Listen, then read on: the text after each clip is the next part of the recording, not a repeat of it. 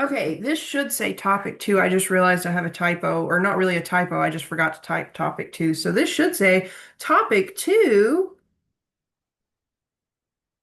the law of cosines and side angle side triangles. Okay, so when you have a side angle side triangle, you have some side, some angle, and then some other side. So we have two sides with the angle between the two sides. Okay. So this is luckily not that weird, ambiguous case that we had with the law of sines.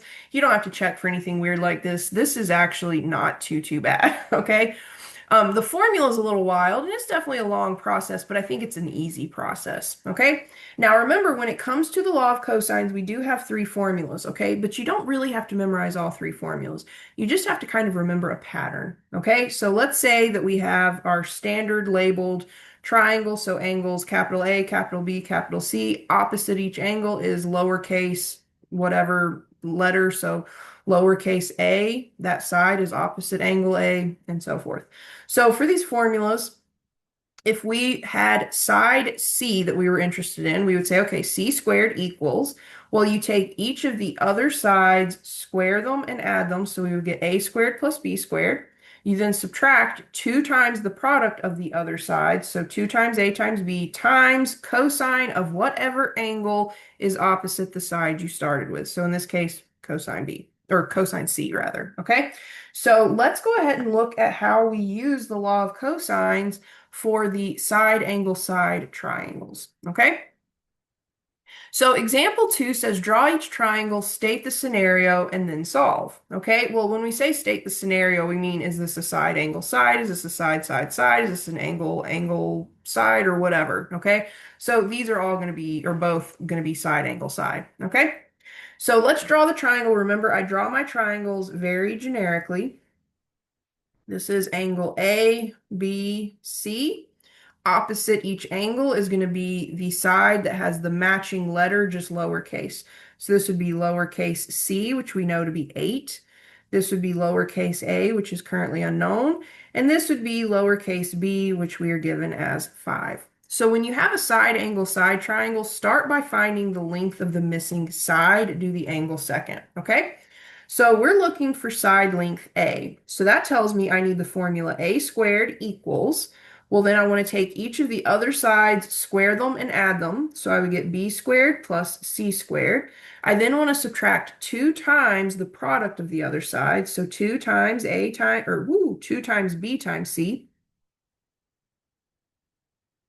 And then you multiply by cosine of the angle that is opposite the side you're interested in. So we're interested in side A. We need to multiply this by cosine of angle capital A, which luckily for us was given to us as 35 degrees. So we can go ahead and label that on our triangle. Okay. So, well, let me just put the A here for now, and then we'll fill in the 35 next.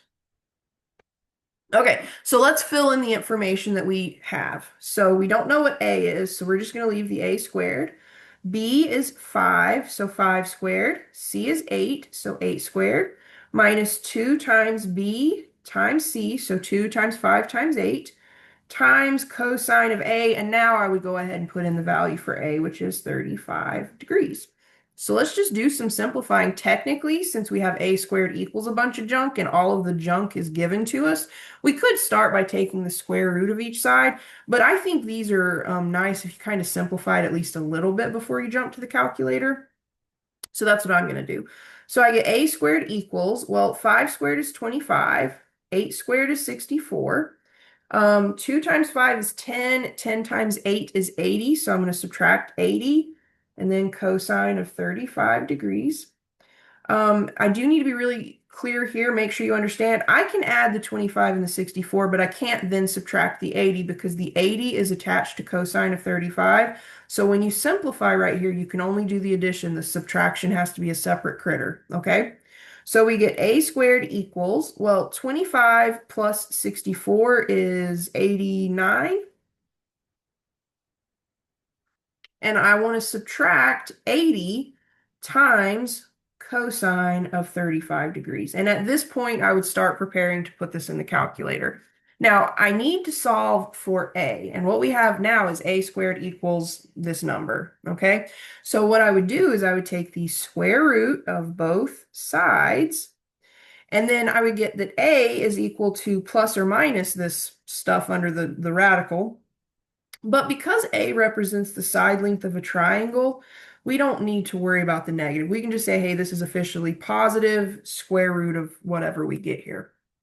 So let's jump over to the calculator really quick. So we have, make sure you're in degree mode, first of all. All right, I can see here that I am definitely in degree mode. So I then want to take the square root of 89 minus 80 times cosine of 35 degrees. We're going to get some decimal and we're going to round one decimal place. So I get 4.84, so that rounds to 4.8. All right. So we can say that side length A is 4.8, whatever the unit is. We're not really given units here, so just whatever. So 4.8. All right. Now we have to use the law of sines to find one of the other two angles, okay? And yes, we have enough information here where we kind of use the law of sines, but the law of sines had that weird ambiguous case. So let's not use the law of sines. Let's continue to use the law of cosines. I think a second ago I said we got to use the law of sines. We want to use the law of cosines here because again, we don't have to check for that weird ambiguous case, okay? So let's go ahead and use the law of cosines and let's pick an angle. It does not matter if you try to find angle B or C. It's going to be the same amount of work. So let's just say kind of arbitrarily we decide to look for angle B, okay? So if we're looking for angle B, we have to use the formula that contains the angle capital B. So that has the cosine of capital B. So that is the B squared equals formula. So we have B squared equals the other two sides squared. So it's going to equal A squared plus C squared minus 2 times the product of those other sides. So minus 2 times A times C times cosine of angle B. Okay, and then we're just going to fill in what we have. So B is 5, so we get 5 squared equals. A is 4.8 squared. C is 8 squared. And remember, 4.8 has been rounded, so there's a little bit of round off error here, but it's going to be okay. And then we want to subtract 2 times 4.8 times 8. And then we're going to multiply that by cosine of B. And unfortunately, we don't know B. That's what we're looking for. Okay? So let's simplify some stuff. All right, so 5 squared, that's easy. We know that's 25. 4.8 squared, I don't know off the top of my head. So I get that it is 23.04. 8 squared is 64. And then 2 times 4.8 times 8 is 76.8. And then times cosine of B. Okay, so let's see, we can add 23.04 and 64. So we get 25 equals, so that's going to be 87.04 and then minus 76.8 times cosine of B. And I want to solve for B. So I need to start by isolating cosine of B. So to start, I'm going to subtract 87.04 from both sides. So that's what, 62.04 negative. Let me double check that to make sure I'm not doing something stupid. Yep. And then the 87.04 is canceled, so I'm left with negative 76.8 times cosine of B. Now I want to get the cosine of B alone. The issue is this negative 76.8, so we're going to divide both sides by that value. And I'm not going to try to simplify the left-hand side. I'm just going to say, hey, it's going to end up being positive because we're dividing two negatives. So let's see here. We get 62.04 divided by 76.8 equals, well, 76.8 divided by itself is just 1. So that leaves me with cosine of B. Now, in order to get the B out of the argument here, we need to take the inverse cosine of both sides. So when I take the inverse cosine of B, I just am left with B. So I'm going to have to find myself a little bit of room over here. So I'm going to go over to the left a little further. So we're going to get that angle B is equal to the inverse cosine of 62.04 divided by 76.8. We're just going to type that in the calculator. That's why I'm not interested in simplifying 62.04 divided by 76.8. It's just getting typed into the calculator anyway, okay? So let me get it typed out for myself so I don't forget it. Okay, let's go to the calculator. Now we want the inverse cosine. So we're going to go second cosine, and then we have 62.04 divided by 76.8. And we're going to, again, just round one decimal place here. So we get 36.1. All right, so 36.1 with rounding is the angle B. So equals 36.1 degrees. So let's go ahead and fill that into our triangle. And then you'll see that we don't really have to do any crazy work now. We know that the three angles inside a triangle have to add up to 180 degrees. So to find angle C, we don't have to do any crazy work. We can just take 180 degrees, subtract the 35 that was given to us for A, and then subtract the 36.1 that we just found. Whoa, that is not right. So 180 minus 35 minus 36.1, and I get 108.9. So we have now officially solved this triangle. So remember, to solve a triangle, you have all three sides, all three angles. This triangle is now solved, and it should kind of make sense because remember, the largest angle should be opposite the longest side, and that is definitely the case here with angle C and side C. The smallest angle should be opposite the smallest side, which again is true with angle A and side A. All right, so everything seems to kind of match up and make sense. All right. For part B, we have, again, we have a triangle. We know it's going to be side, angle, side, because that was kind of the name of the topic. So we don't really have to state the triangle scenario, but we do need to draw this. So we're going to draw my, standard issue generic triangle. So this is A, B, C. This is little c, little b, little a. And we know angle A, again, it has been given to us as 100 degrees, okay? We know side B is 16. We know side C is 14. We don't know side A. So we're going to start by figuring out the length of side A, okay? So remember, whatever side you're interested in, you start with that side squared equal to the other sides squared and then added together minus 2 times the product of the other sides times cosine of the angle that is opposite the side you're starting with. So in this case, cosine of A. Okay, now let's fill in what we know. We don't know A squared. We do know B. B is 16 squared. C is known. It is 14 squared. We then want to subtract 2 times A times C, and then we want to multiply that by cosine of A, which is 100 degrees. Okay? Now, because we're looking for this A squared and everything on the right-hand side has been filled in, we could just go ahead and do the square root of both sides here and type it all into the calculator. I prefer to simplify it a little bit. So we have A squared equals, well, 16 squared is 256. 14 squared is 196. 2 times 16 times 14 is 448. So we're going to subtract 448 times cosine of 100. I can still simplify a teeny tiny bit more. So I'm going to take my 256 and add it to 196. And I get 452. And then minus 448 times cosine of 100. Okay, so let's see here what we get. At this point in time, it's as simple as I'm going to get it without actually going to the calculator. So I'll go ahead and take the square root of both sides. And we can say that A is going to equal whatever the heck that is going to equal when we type it into the calculator. Okay, so let's go to the calculator really quick.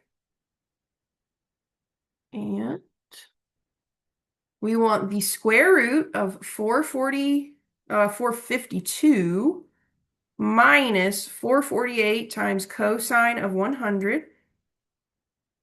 And we're going to round just one decimal place. So we get 23.01. So that's just going to round to 23 degrees. Okay? Or not 23 degrees. This was length A. So 23, whatever length of unit for length we would have had. Whoops. Worksheet share. There we go.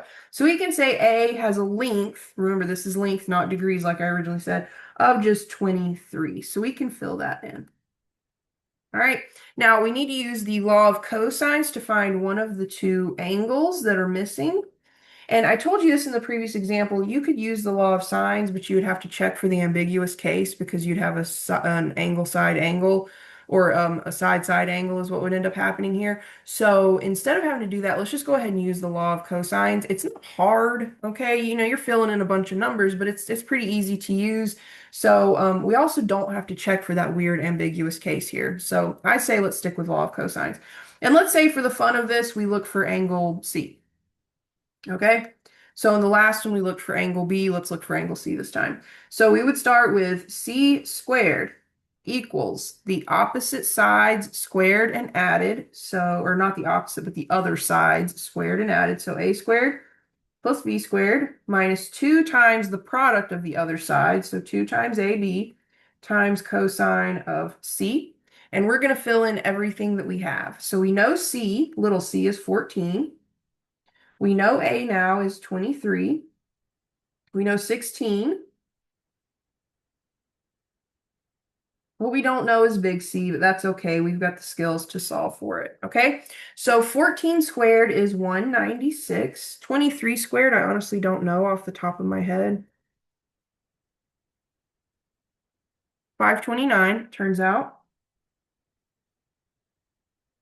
16 squared is 256. 2 times 23 times 16 is 736. So we're going to subtract 736 times cosine of C. So let's see, 529 plus 256 is 785.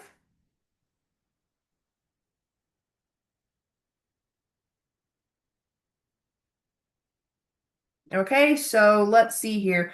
I want to get my cosine of C alone, okay? The first order of business is the 785, so let's subtract 785 from both sides. So that's going to give me negative 589 equals negative 736 times cosine of C.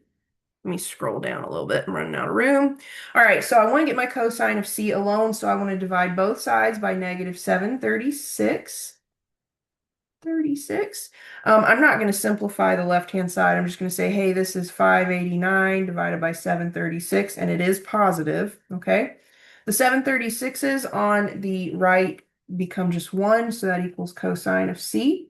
Now, to get the C out of the argument, we need to take the inverse cosine of both sides.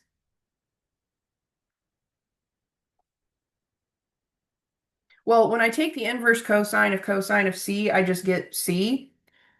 And on the left, it's just going to remain inverse cosine of that crazy fraction.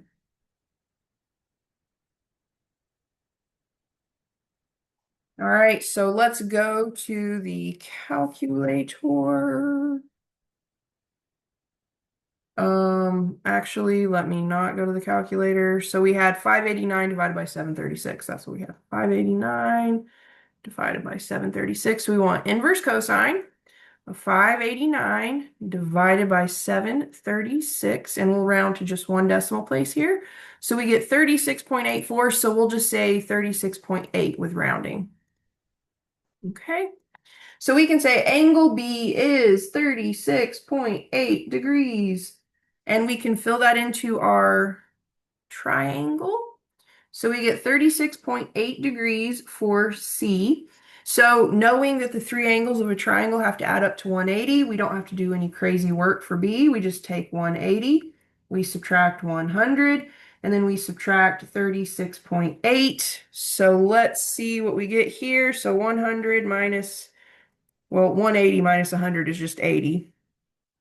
Minus 36.8, I get 43.2 degrees. So we get 43.2 degrees here. And now our triangle is solved. And we can see pretty easily that the largest angle, 100 degrees, is opposite the largest side, and the smallest angle, 36.8 degrees, is opposite the smallest side. Okay, so everything seems, pretty copacetic here. All right, so let's go ahead and mosey down here. We have a word problem, and I decided to include the word problem with this example because the triangle that we end up getting is a side angle side situation. Okay, so for example 3, it says an airplane flies due north from Fort Myers to Sarasota, a distance of 150 miles, and then turns through an angle of 50 degrees and flies to Orlando, a distance of 100 miles. Okay, so let's draw that. I'm going to start just so we can keep the A, B, and C and not get confused. I'm going to label the different pieces here, A, B, and C. So we're going to say Fort Myers is A, Sarasota is B, and Orlando is C, just so we can keep the A, B, and C that we're going to eventually use in these formulas. Okay? So we're going to start in Fort Myers, point A. We are going to fly due north to Sarasota. Well, son of a gun. So Sarasota, we decided was point B. So we fly due north, all right, and then we turn through an angle of 100 or of no, just 50 degrees, and we fly to Orlando, point C. Now, remember, we're told the distance from Fort Myers to Sarasota was 150 miles. The distance from Sarasota to Orlando was 100 miles. And so we have now created this triangle. We know that the angle formed from Sarasota down, like when we were flying north to Sarasota, and then we turned through an angle of 50 degrees to get to Orlando, that's going to end up being angle B. Okay. Now, the question that is asked here for part A is what is the distance if oh shoot. That should say plane. It's a typo. What is the distance if the plane flies directly from Fort Myers to Orlando? So what we want is this length here. Okay, so let's do a little labeling. We know that the side opposite angle A is little a. So little a is 100 miles. The side opposite C is going to have the length little c label, and it is 150 miles. So this side that we're missing is B. Okay, so when we use the law of cosines, we want to find the B squared formula. Okay, so we know that if we're looking for B, we take that side. So B, we square it. It is equal to the other side's squared. So A squared plus c squared minus 2 times a times c times cosine of the angle that is opposite the side we're starting with. So cosine of big B. Okay, and now we just fill in what we have. So we don't know what little b is, but we do know what a is. It's 100. We know what c is. It's 150. And we know what angle b is. It is 50 degrees. Okay, so let's simplify and then we can just type this into the calculator. So 100 squared, I think is 10,000, yes. So we get 10,000 plus, let's see, 150 squared is 22,500. 2 times 100 times 150 is 30,000. And then we still have times cosine of 50 degrees. I want to simplify this a little bit before typing it into my calculator. That's just sort of my process. So I get b squared equals, well, 1,000, or not 1,000, 10,000 plus 22,500 is 32,500.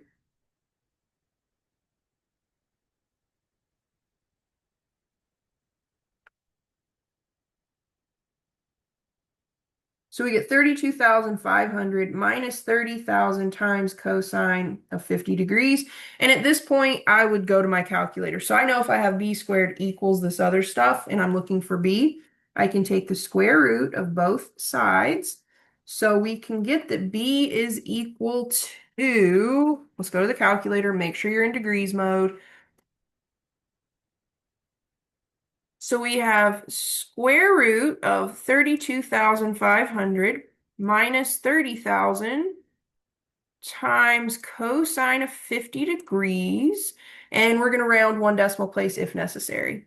So we end up getting 114.96. So if we were to round to like one decimal place, it would actually end up rounding to just 115. So we're going to say the distance from Fort Myers to Orlando is approximately 115 miles from Fort Myers to Orlando.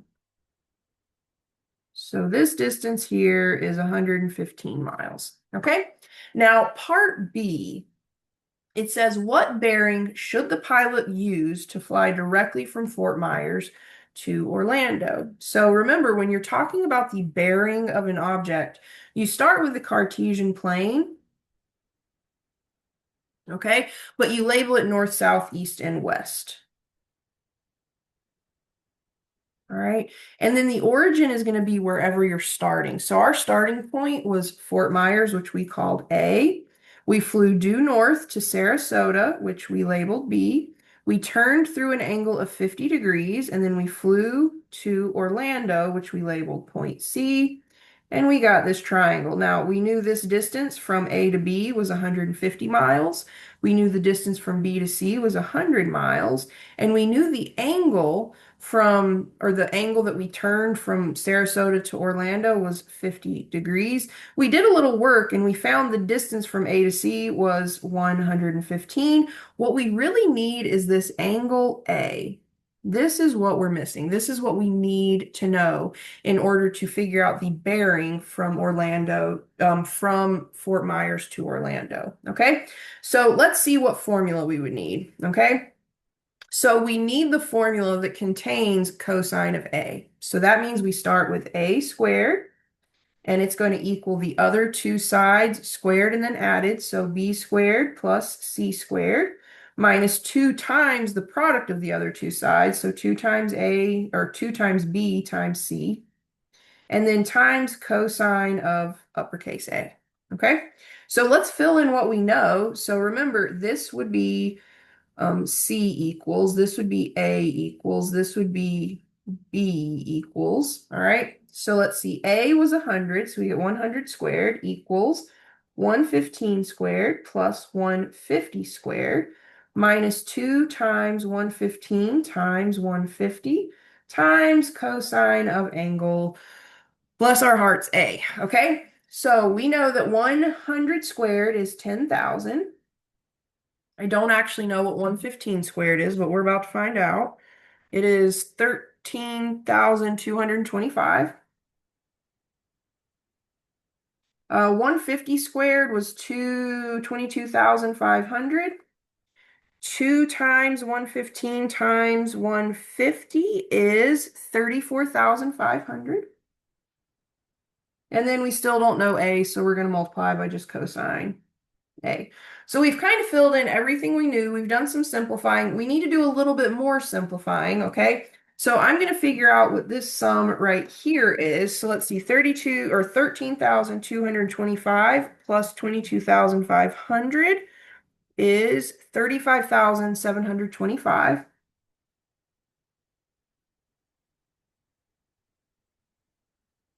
So 35,725 minus 34,500 times cosine of A. Okay, so there's a good bit of work involved here, but luckily it's a lot of easy stuff. It's squaring numbers, it's adding, it's subtracting. It's nothing too crazy. Okay, I want to get my cosine of A alone. So I need to subtract 35,725 from both sides.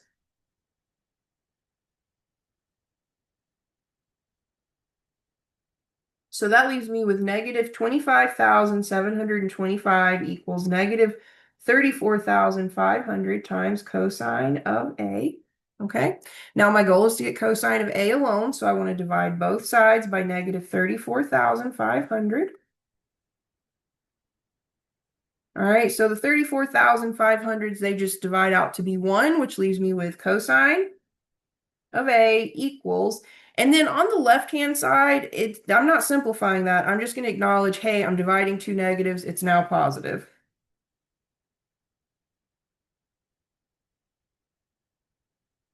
Now, in order to get the a out of the argument of cosine a, remember, we take the inverse cosine of both sides. So when I take the inverse cosine of cosine of a, I'm just left with a.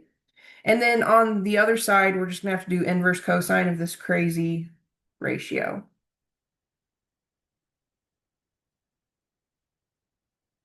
All right, so let me write that down somewhere or type it. So 25,725 divided by 34,500. Whoops. All right, and we want to go to the calculator and do the inverse cosine of that crazy fraction. All right, so on the calculator, we want inverse cosine, so second cosine times, or not times, but the argument is 25,725 divided by 34,500. We're gonna, whatever we get, we're gonna round it to like one decimal place if needed. And we get 41.78, so we'll say 41.8. Okay? So 41.8 degrees. Okay, but is that answering the question that was asked? Not really. So we're going to say this is 41.8 degrees, but the question was really asking us, what bearing should the pilot use to fly directly from Fort Myers to Orlando? And remember, when you're doing the bearing, we're definitely going north and then east because we have our picture here shows that Orlando is certainly northeast. So you kind of go north and then you fall, whatever angle measure, okay?